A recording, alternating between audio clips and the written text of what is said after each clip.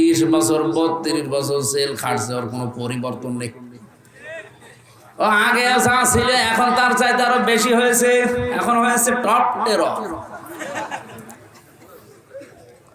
TT. যতদিন না মরবে ততদিন ওর বের হওয়ার কোনো চান্স নেই। বড় বড় আসামির সাথে আমি দেখেছি যে বাংলাদেশে ওদের মতো আসামি আর নেই। যাদের নাম নিয়ে সিনেমা তৈরি হতো এদেশের, সুইডেন আসলাম কে এরকম 27 বছর আছে। নায়ক মান্না একটা তৈরি করেছিল না সিনেমা, আসলাম ভাই, এই সেই লোক। ওর জীবনটা পুরা কাহিনীতে তুলে ধরেছে কি করে ও সুইডেন আসলাম হয়েছে। এইরকম বড় বড় আসামি ওই জায়গায় আছে, ওইটা হাই সিকিউরিটি জেল। তো মানুষগুলো দেখেছি ওখানে লেখা আছে গেটে যে এটা মানুষের সংশোধনাগার, মানুষ সংশোধন হয় এখান থেকে। সংশোধন করার জন্য যেটা দরকার ওইটা ওই জায়গায় ওরকম ওপেন ভাবে চলে না। ওখানে যদি মানুষ যারা আসামি হয়ে যায়, বলতো আপনার মার্ডার মামলায় মনে করেন 30 বছর জেল, যদি আপনি কোরআন মুখস্থ করে 5 ওয়াক্ত নামাজ আদায় করে তাহাজ্জুদ পড়ে আপনার আচরণ দিয়ে প্রমাণ করতে পারেন যে আপনি ভালো হয়ে যাচ্ছেন, 30 বছর না আপনার 5 বছর পরে বের করে দেওয়া হবে। আমার মনে হয় 1,10,000 আসামি আছে দেশে, প্রায় 1 লাখ মানুষে হাফেজ হয়ে দিত।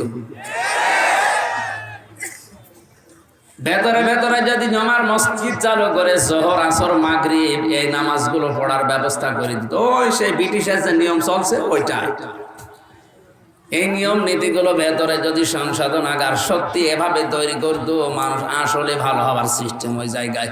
কারণ কোনো কাজ নেই, কাম নেই, শুধু 24 ঘন্টা বসে থাকা। এইগুলো আমরা পাই না ওখানে। চোর ওখানে যায় চুরি করে, ডাকাত হয়ে বের হয়, ডাকাত যায় ও মার্ডার কিভাবে করা লাগে সেই ট্রেনিং নিয়ে বের হচ্ছে।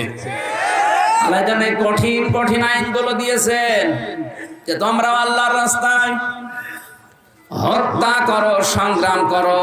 ফালাম তাকতুলুহুম ওয়ালাকিন্নাল্লাহা কাতালাহুম ওয়া মা রামাইতা ইয রামাইতা ওয়ালাকিন্নাল্লাহা রামা। আমার কথা কি বুঝতেছেন? আপনি অন্যদিকে নিয়ে যাবেন না যে খালি মারামারির জন্য উদ্বুদ্ধ করছে, খালি হত্যার জন্য না।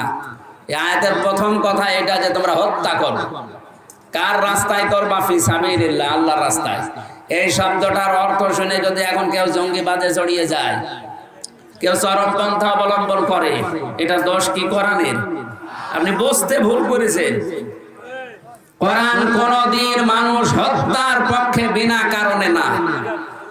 কথা বুঝতেছেন?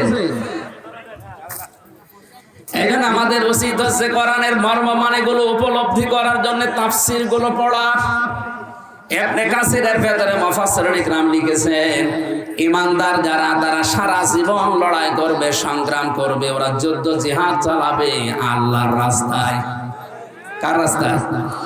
পক্ষান্তরে দুনিয়ায় যারা কাফের, এরাও তাদের যুদ্ধ জিহাদ চেষ্টা সংগ্রাম মারামারি কাটাকাটি এরাও করবে, কিন্তু শয়তানের রাস্তায়। সূরা নিসার ৭৬ নম্বর আয়াতে তথ্যগুলো আছে। আল্লাযীনা আমানু ওয়া ইউকাতিলুনা ফি সাবিলিল্লাহ। ঈমান যাদের আছে এরা লড়াই করবে, সংগ্রাম করবে, করাই লাগবে, মাস্ট বি আল্লাহর রাস্তায়। কার রাস্তায়? তাহলে মারামারি করতে দেখলেই আপনি উল্টা বুঝবেন না। এদের মারামারি তো দুনিয়ার কোন স্বার্থের জন্য না, আল্লাহর আইন দুনিয়াতে প্রতিষ্ঠা করা, কায়েম করার জন্য।